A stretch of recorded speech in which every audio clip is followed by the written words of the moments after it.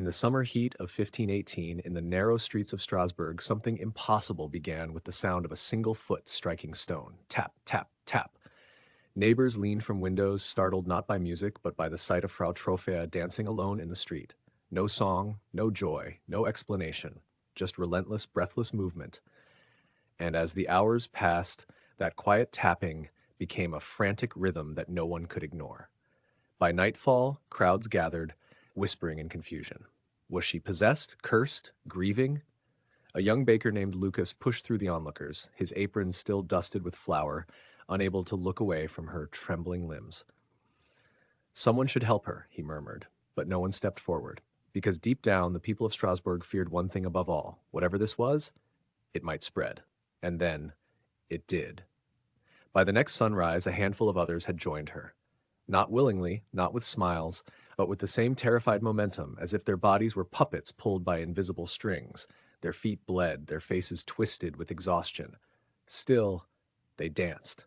The city tried everything. Priests offered blessings, physicians blamed hot blood. The town council even ordered musicians to play, hoping structured rhythm would calm the chaos. Instead, the moment the drums echoed across the square, the dancers' movements only grew more violent.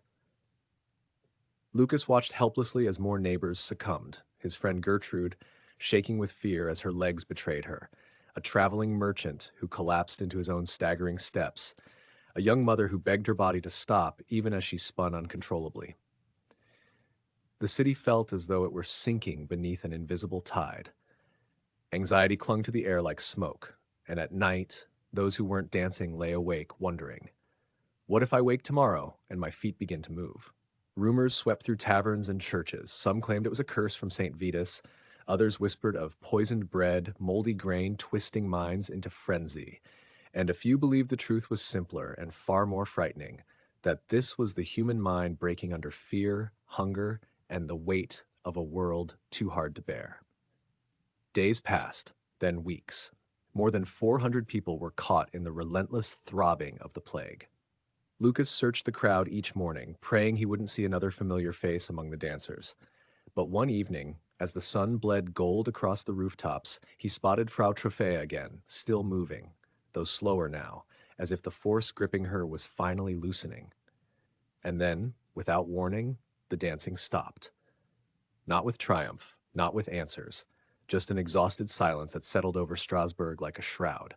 The survivors collapsed, trembling, some weeping, others simply staring at their worn-through shoes. And Lucas, standing at the edge of the square, felt something he could barely name. Relief, yes, but also awe, because no one, not then and not now, truly understood what they had witnessed.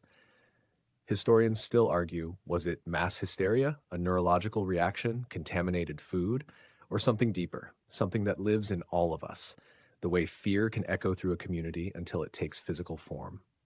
The dancing plague left behind almost no answers, only a reminder that the human mind is far more powerful and far more fragile than we like to admit. Thank you for watching. If this story intrigued you, don't forget to like, share, and subscribe to help the channel grow.